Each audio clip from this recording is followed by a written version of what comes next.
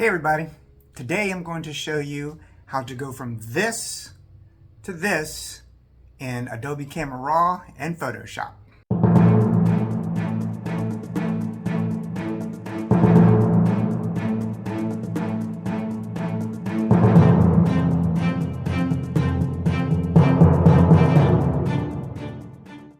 Okay, you're in from an incredible shoot.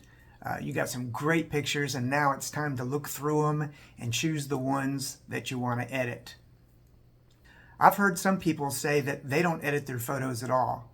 Well, digital photos basically always need something done to them, whether you're bringing up the shadows or taking down the highlights, adjusting the color just a little bit. Something needs to be done to them.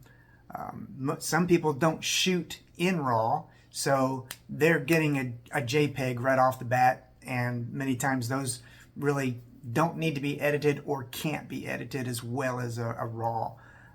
JPEGs are just compressed files, so they cannot be edited as well as a RAW file. That's why you should at least be shooting in RAW and JPEG, even if you're not editing your photos right now, because one day you're going to see a photo and you're going to love it, and you're going to wish that you had the RAW file, because now you're into Photoshop or another great editor, and you want to edit the RAW file and you just can't.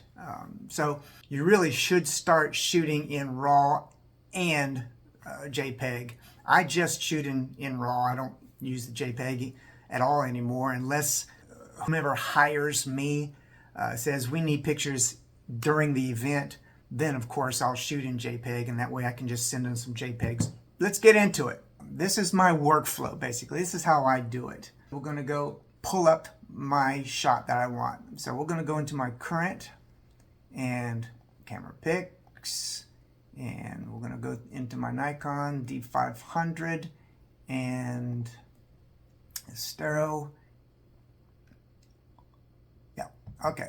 And what I usually do is I right click on the photo and I choose open with. Now, because I am using Camera RAW, when I click on Adobe Photoshop here, it will open up in Camera RAW immediately. I don't have to open it up in Lightroom. I don't even have Lightroom anymore. So this is the RAW file. You can see it was a little dark, but when you're shooting action, you're trying to get the action first. It's not too dark because I can go in and adjust that. So first thing I'm going to do is go into my optics, and I'm going to remove the chromatic aberration, and then I'm going to click user profile corrections, and it will adjust it to the lens that I was using. And you can see I was using a Tamron 150 to 600 millimeter G2.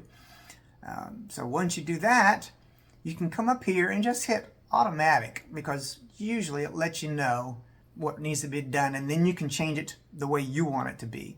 And I'll usually always take my highlights down, and that way I can bring it up in other ways.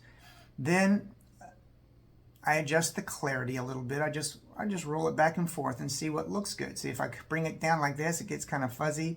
If I get it like this, it gets a little too sharpish. So somewhere in the middle looks good. And if I need to dehaze it, probably not much on this shot because it was in the evening. So I'll, bump it up to like maybe probably 2 or 3. Let's go to 3. Just there we go. Then, because it is nighttime, you don't need a lot of contrast, so I lower my contrast on that one. Now, depending on your camera, this will be different, of course. So you have to do it by what looks good to you. Exposure and everything. I like the exposure, although I'll probably bump up the exposure just a smidgen, just to give me a little more light to work with, not that much. There we go. And let's see, what was that? Yeah, so 0.25 was good. And then you can bring up the blacks and the dark and the whites. Same way with the blacks. If you want to bring the blacks up a little more, but I like the way it was. So I'm just going to hit Control or Command Z, as in Zulu. and it brings it back to where it was. All right, so let's say you've got everything basically. Shadows, you like the shadows the way they are. We'll bring up the shadows just a little bit on the wings here. And then if you need some detailed work in here, like let's say you just want to bring in the details in this right here, you can come over here to the masking button and grab a brush, and then just let's go to 100%. And now I'm holding down my space bar and I get my hand, so I can drag this over here, and I'm going to use my pen and just slightly color in here. There we go. This is where I just want to bring this up in here a little bit. And you can see the flow and density and everything is right over here. And this shows you what you have selected. And now when you choose like shadows, you want to bring the shadows up, the pink goes away and you can adjust it. Now I never adjusted it 100% with this because I want to see what it's really going to look like in the picture. So there we go, about 11 or 12. All right, and you can hold down the toggle here, just hold it down, and you can see it turn off and on, and then you just come back up to the edit toggle and you get out of that. All right, so let's say this is the way you want it. Now you can come in, and I always open it as a copy because if you just open it, then every change that you've made on the raw file will be there. I mean, you won't be able to, you can come back in later and make everything 0 again, but why do that? Just open it up as a copy, and that way you still have your raw file untouched. And so open up as a copy, and now it's opening up in Photoshop. All right, so the very first thing I do is I crop. Now, I've heard people say that they crop later. I don't do that. The reason why I don't do that is because all the work you're putting in, and all of a sudden you're going to crop it out.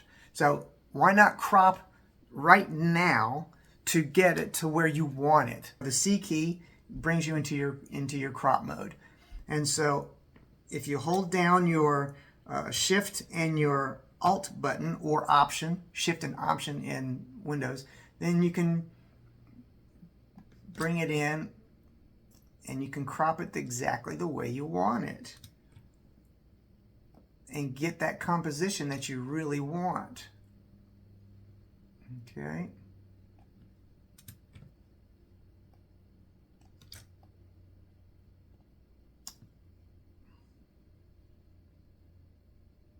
All right, and then you just hit enter.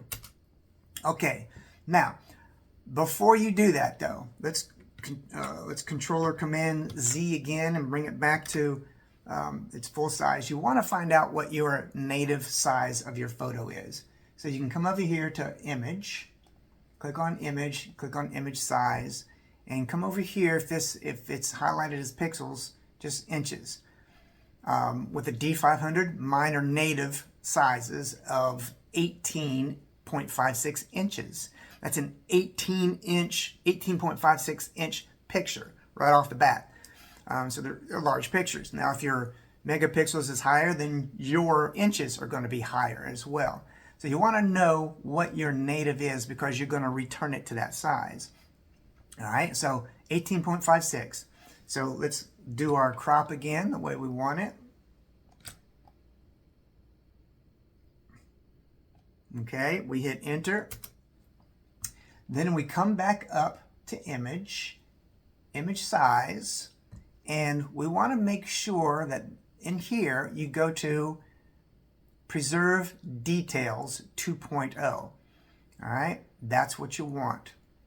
If you don't have that in yours, I believe it's in, let's see, edit, preferences, technology previews, and there it is.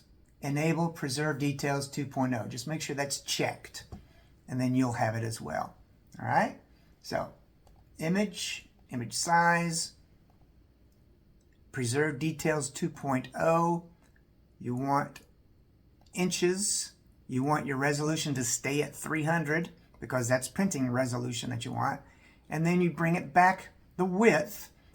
Now, if this were a profile picture, then we'd go to the height. But since this is a landscape picture, we're going to go width, and we go 18.56. Bring it back and hit OK. And now it brings it back to its original size, all cropped and everything. All right? So now that you've got your crop, the very first thing I do is I adjust the midtone of my shot. So I come in here to the levels adjustment, and I play around with the midtones a little bit. Sometimes I bring us down to about 96, and then I bring the lights back up, and then I turn the eyeball off to see, and then I turn it back on. And you're not making a huge change here. You're just adjusting the midtones a little bit, and that is a good adjustment. So I'm going to leave it there. Then I'm going to hit the Control-Alt-Shift or the Command Option Shift, and then the E key. And I'm going to create a composite layer of these two layers, layer 1 and layer 2. And then I'm going to change this layer to a filter called the Highpass filter. And what that does, it adds a little more sharpening to the photo. All right? And you play around with your radius here, and usually somewhere between 2.8 or 3.5 or so. You don't want this to be like this. You don't want it to be like that. Then you'll get a really weird picture. But you don't want it to be a 0 because you can't see anything. So you just bring it up until you can start seeing the picture where there's not a large halo around everything. So this one is 2.8. Or 2.1. So I usually bring mine up to about 2.8 to start with, and usually that's pretty good. If it's not, then you can adjust it in your layer if it's too much. But if it's not enough, then you got to do it all over again.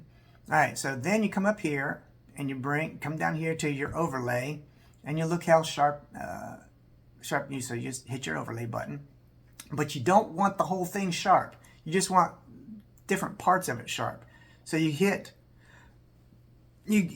open up a layer mask right there, and then you do a Control-I or a Command-I, and you make the layer mask black. Okay, and that layer mask hides everything that you've done. So now you just grab a brush tool and hit your B key, and you've got a brush. All right, and then if you hit your brackets, open brackets makes it smaller. The closed brackets makes it bigger. So we're going to make this small, and then I'm going to grab my pen again. And I'm going to paint every part. Oops. Then I need to come over here and make sure that my color is white.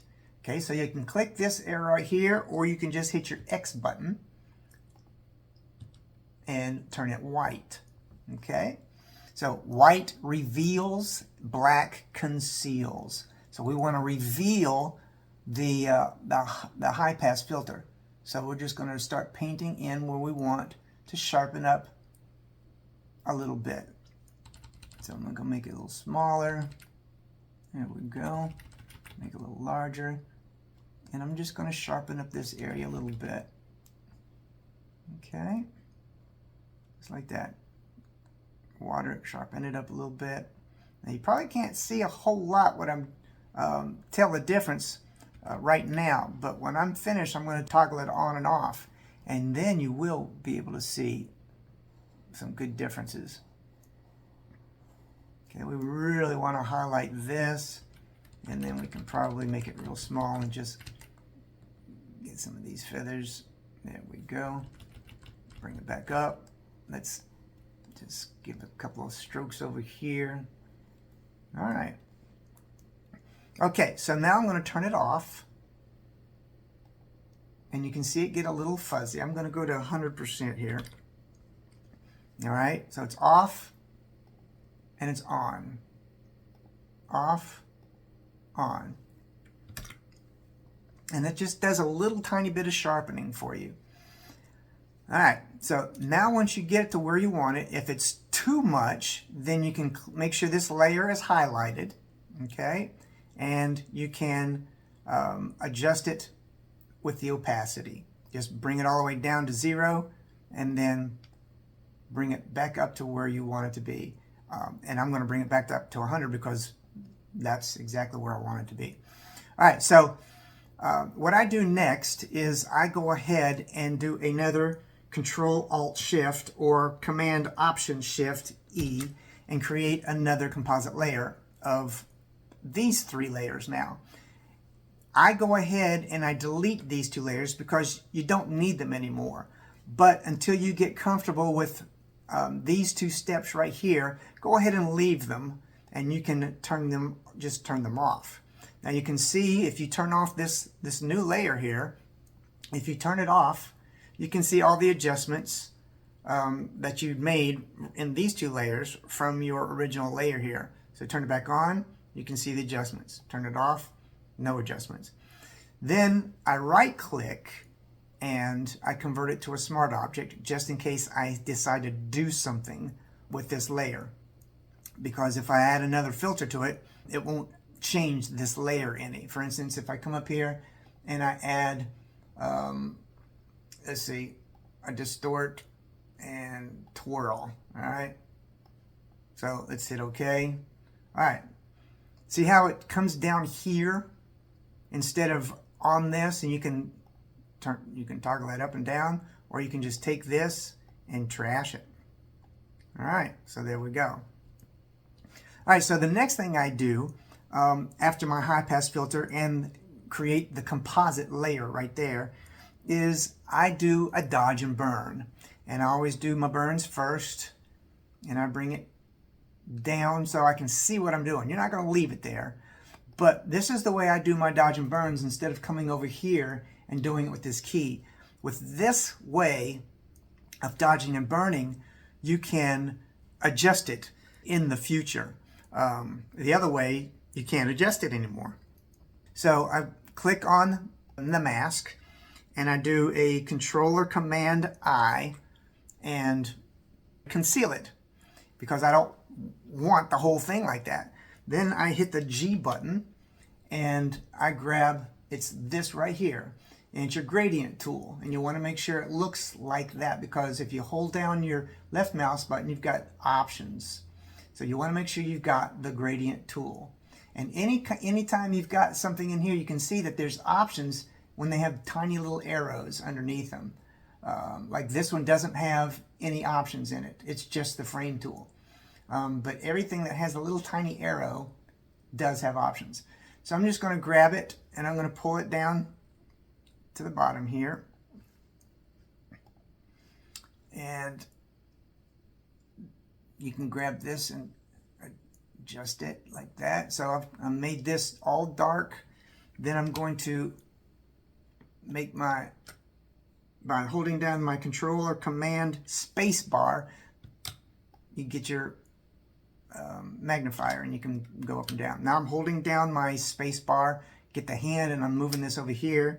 Then I'm going to hit my B key as in Bravo and grab a brush and make the brush a little bit. And I'm still in the white, so I'm going to add some darkness around the bottom corners there. Then I'm going to hit Controller Command 0 to bring it back to full frame there. Okay, so now after I've done that, you can see that all it has done is just overlaid black and you've revealed the white. That's not what you want to do.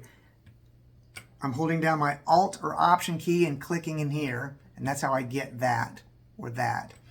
And now I'm going to go in here. I'm going to apply everything I've done on this layer. I'm going to apply it to that image. So you come down to Image, Apply Image, and because this is a burn, you want to go ahead and click on the invert, okay? And you saw it come in there. Like I'm going to unclick it. See how it went back? So click it again, makes it dark. Hit OK. Now watch what I do when I hold my Alt or Option key and click in the mask. See how I actually applied it to the photo? You can actually see through it now. And that's what you want to do. I'm going to go ahead and label this as burn. All right. And I'm going to click on the mask again and make my brush smaller with the open bracket key. And now I'm going to come over here. I want to make sure that I want to change this white brush to a black brush. So I'm going to hit my X key, or you can just tap right there. And then you just see how I'm removing all that. And you can actually do it. I'm going to hold down my Alt or Option key and click on the mask again. And you can actually see what you're doing. So I want to go ahead and make sure that you don't need to go all the way to the border, to the edge of the thing. And I'll show you why when we go back. Because it looks actually really natural when you do it like this. So let's get, we want to conceal our burn on the bird itself. We don't want to burn the bird. We just want to burn the background and its foreground a little bit. Mostly the background. All right, so I'm just going to do this really quickly so this doesn't make a long drawn out video. There we go. And all I'm doing is hitting my close bracket key to open that up or close it to make my brush bigger or smaller. All right. Now I also want to do it right in here. Whoops. Yeah, right in here. I want this to be kind of white too. All right, so now I'm going to hit my Alt or Option key, click back on the mask, and now I'm going to turn it off. See? Off, on, off, on. There. Okay, so now that was the burn. I'm going to do the exact same thing, only opposite with the dodge. So I'm going to hit my curves tool again, but instead of going down, I'm going to go up. See how I'm going to pull it up? And then I'm going to hit my Control or Command key, I, and that conceals everything. And I'm just going to highlight, or I'm just going to change my brush to the white, hit the X key, and I'm just going to paint where I want more white. Okay. And basically your picture will tell you what you need to dodge and burn. There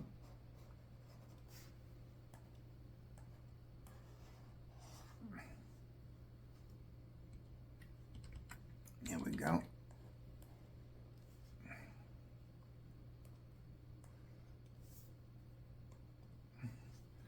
Okay, so now I'm going to do the exact same thing I did. Is I'm going to come over here to Image, come down to Apply Image, and see how it's clicked. We want to unclick that now because we don't want it inverted. We want to dodge things. So hit your OK button and just watch in here. And we got, say it's darker, and now it's lighter. So let's say it's too much. You just double click on that icon and you can change. If you want more, you want less. So you just change it the way you want it to look. And we're going to leave that. And then if to see the difference, you just see how it brings in a nice highlight in there. So let's say we don't want this part dodged. So we can close that out. We click on the mask. We make sure that our brush is black, and we can just paint in there. There we go. Let's say like this one right here, we want to go ahead and accentuate that darkness. All right. So now we turn it off, turn it on, and we got some light in there. All right, so let's go ahead and label that one as dodge. All right, so we got our dodge and we got our burn. So let's see if we want to change any of the dodge, any of the burn. So we double click on this and turn it off, turn it on. Do we want to bring it down darker or lighter? Let's bring it down to right about there. Off, on, there we go. All right, I love that. Okay, so my next step is I always see if a filter does anything to my photo. And so I come up, let's get back out of here, come over here to your little half moon icon, click on it, come up to photo filter, and you can see how it added a nice little warm filter to it. Off, on. I love that because this was in the evening. It was a sunset and the sun was nicely hitting on the wings and on the body and on this wave. So I'm going to leave that there, but I'm going to, it might be a little too much for me. So I'm just going to take it down to 1 and then gradually bring it back up to where I like to see it. Now, if you liked it right there, leave it there. But I'm going to bring mine down to about 15. Turn it off, turn it on. There we go. Maybe, there we go. Off, on. The original picture is on the cool side instead of on the warm side. And I want it to be on the warm side because it was an evening shot. So there we go.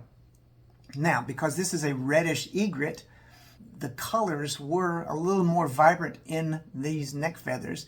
I'm going to add another photo filter, but this time I'm going to change it from warming. I'm going to change it to deep red. Okay, then I'm going to invert it. I'm going to just invert that because I don't want it, the whole thing to be red, of course. So I hit my Control or Command key and then I, and that turns it off. So I grab my brush over here and I hit my X key, and then I take my pen and I start brushing in where I want the red to show up more. And I can hear everybody out there saying, oh my God, that's too red, it's ugly, it's not real. And we're not finished yet. So give me a second. Okay, now once you got what you want painted, then you double click on the icon. There we go. You bring it all the way down to 0 usually, but this only gives you 1%. And you just bring it in to where you know what it looked like. All right. And then you can turn your eye off and turn your eye on. Off and on. And that's about what it looked like. I could probably bring it up a little more to maybe 10 or 11. Off, on. There we go. Now that is a more realistic look of the reddish egret's neck feathers. Okay, so now our next step, I'm going to add what they call a LUT. It's a color lookup right there, color lookup. And again, all I do is click on the half moon, okay? Going into color lookup, and I'm going to load an LUT or a LUT.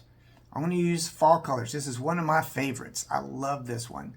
And I mean, just like that is beautiful, but of course it's way too much. So I'm going to make sure that I invert that to black. So Control or Command I, take that all out. Now what I'm going to do is I'm going to grab a brush, make it a little bigger, but instead of painting 100% like that, I'm going to take my flow down to about 3. All right, 3%. That's where the pens really come in handy. If you're still using your mouse to do work like that, you really need to invest in one of the pen and tablets, because they're inexpensive now. I mean, mine cost me like $60. You don't have to spend $300 for a Wacom tablet. You can spend, you know, I've got one of the small traveling, exact what I have down here, that cost me 19 bucks. So, but this one cost me 60, and it has a little more bells and whistles to it. But now with I have to make sure that my brush is revealing, and I just start painting in back and forth. See how it's getting I can bring in gradually those colors I want. So I'm bringing it in gradually. Bring this in. Bring this in.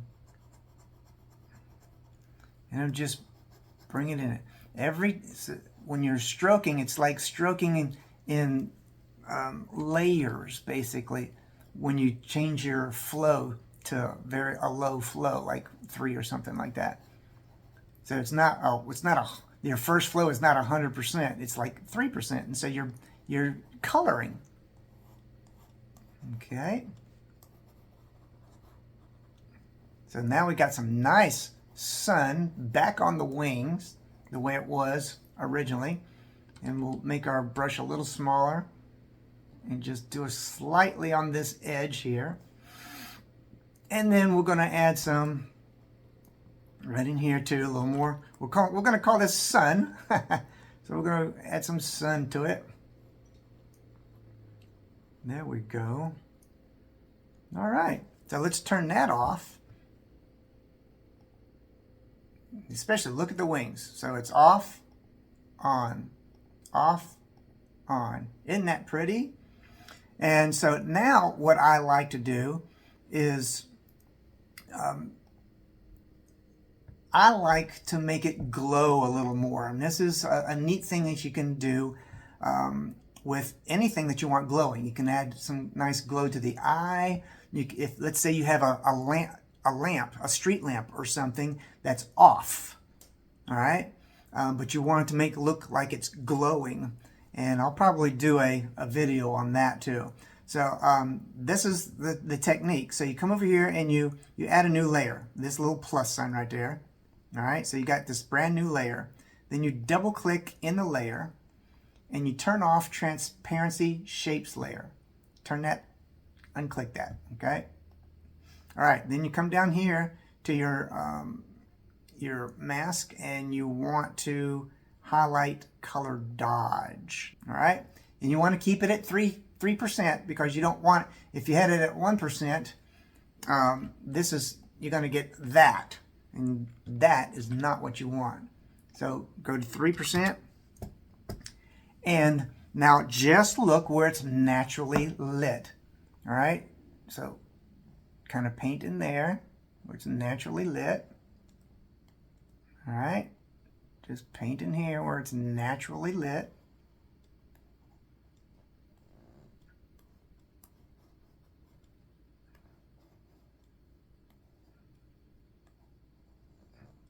All right, now I'm going to hold down my controller command and shift key so I get my magnifier, and I'm going to bring this up, and then I'm going to make my brush smaller by the open bracket key, and I'm going to just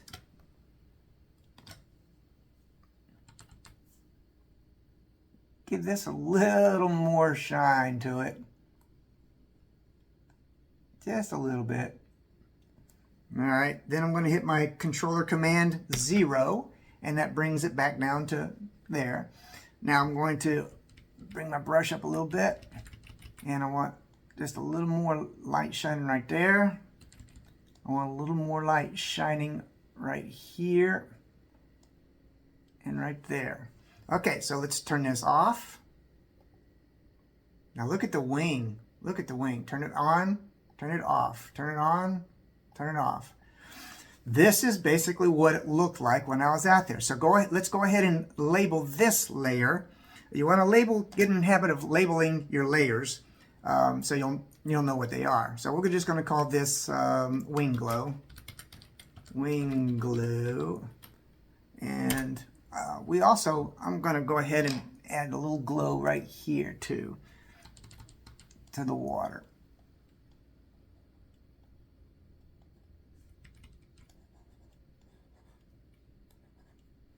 All right, and let's go ahead and add a little bit in here.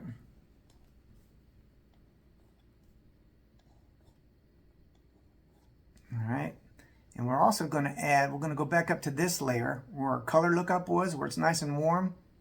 And if you hold down your Alt or Option key and you click in the layer mask, then you can see where you've already hit. All right, so we're going to bring in some nice sun on the waves there, on that one wave.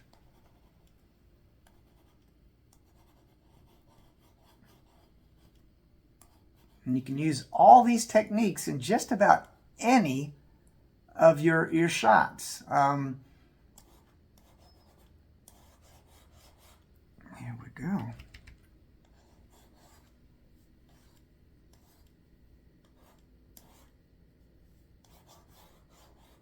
Here we go. All right. So after I've finished doing all my extra photo filters and lookups and stuff like that, it's time to add a nice vignette. And so you add another layer, click on the little plus sign, got a new layer. Then when this brush is white, you can hold down your control or command and hit your delete button and it turns it black. If you have a black up here on top, then you want to hold down your Alt or Option and hit delete. Makes no difference. So we're going to turn that black. We're going to add a layer mask to it, and then I'm going to grab a brush that I made. It's my vignette brush, okay, and it fits perfectly in my D500 pictures. So I want to make sure that I want to take away from this black. So I need to change white to black, hit your X button, and then just click once, twice, 3, 4, 5 times usually does it. But I'm going to grab a different size brush now, and let's go to 500. And I'm just going to make sure that this wing also is, there we go. Okay, so now that I've got basically what I want, I adjust my vignette. All right, and usually I go down to about 22. So I'm going to go ahead and click on that and just hit 22. And everybody that watches me do this in my office with me says, now you can't see it. Well, subtlety, that's the trick. Watch when I turn it off. Now watch when I turn it on. See? Nice and subtle. What a vignette does, it draws the person's eye to wherever you want it to be. Of course, we want it to be around the center and the wings and everything. So off, on. There we go. We got our beautiful, beautiful vignette, and you can adjust it more or less right here in the opacity. Okay? So now what I do for my final edit basically is I open up another layer, and I grab my signature brush that I've created, and it's too big for the D500, but it's the perfect size for my D850 shots. So I'm going to make it smaller, and then I'm going to add my signature right about there. And I'm not one to keep it at 100%. I like mine to be more of a watermark than anything. So I immediately take it down, the fill, to 41. And then I take a look at it, and if that's where I like it, I leave it, or I make, adjustments to it. But 41 is actually good right there. So we'll put it back at 41 and right there. All right. So that's it for editing. You can see that I'll turn off all the top layers by holding down my Alt key or Option key and just clicking on this very first background layer. It turns off everything, and that was before and after. Before and after. So there you go. That's my workflow. Now, I don't stop there, of course. Once I save it, I change the sizes, and that'll be another video because this one's getting pretty long. If you have any questions, just put them in the comments below. If you like this video, hit the like. If you got something out of it, hit the like. If you've got some ideas of your own and how you do your workflow, then put them in the comments below. I'd love to hear some different ways of doing some of the stuff that I do. I mean, there's 100 different ways of doing stuff in Photoshop. And hope to see you in the next video. Thanks. I'm TJ Waller, and this is TJ Waller Photography.